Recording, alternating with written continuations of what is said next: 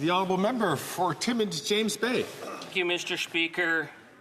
We're in a situation where, on the eve of the fall economic statement, the Prime Minister announces he's going to deep six his finance minister, and now she's quit. What we're seeing is an ongoing level of the dysfunction and the failure on all political parties to stand up for Canada at a time of uncertainty. We've seen the Conservatives spend 3 months now filibustering their own motion in order to stop Parliament from working because they don't care about defending the Canadian people. We have a Prime Minister who's missing in action as the ship is hitting the rocks.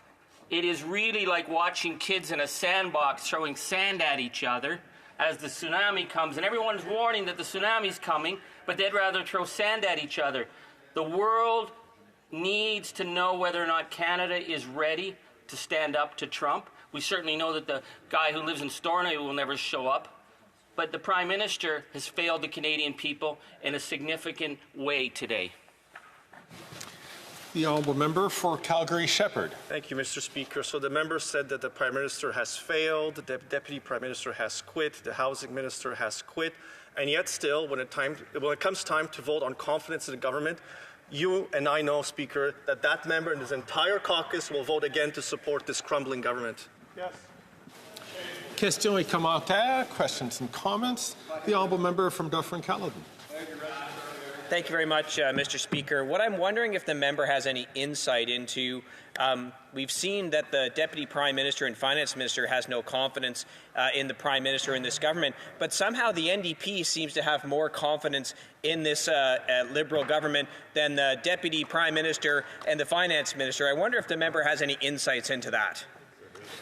The honourable member for Calgary Shepherd. Of course, Speaker, that's a great point to make for the member from Dufferin-Caledon. The NDP caucus in this fall, when I talk to my constituents back home and any Canadians when I meet them all across Canada, they've been singularly focused on one issue. They've been completely 100% working extremely hard on one single issue. It hasn't been housing affordability. It hasn't been getting rid of the carbon tax. It hasn't been fixing the budget. It hasn't been voting on crime bills that will actually stop criminals from victimizing more Canadians. It's been singularly focused on the NDP leader's pension. Exactly. The honourable member for Peace River Westlock.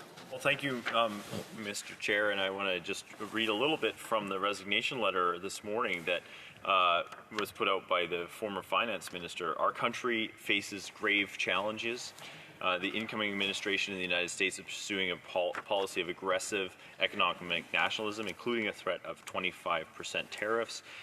To be effective, a minister must speak on the behalf of the Prime Minister with his full confidence. In making this decision, you have made clear that I no longer enjoy the credibility and the confidence that possesses the authority that comes with it. It appears that the former finance minister has lost confidence in the Prime Minister. I'm just wondering why the NDP continue to support this crumbling government. Thank you, Mr. Chair. The honourable member for Calgary Shepherd. Of course, the member is absolutely right. He read directly from the finance minister's resignation letter. This is a government in complete free fall.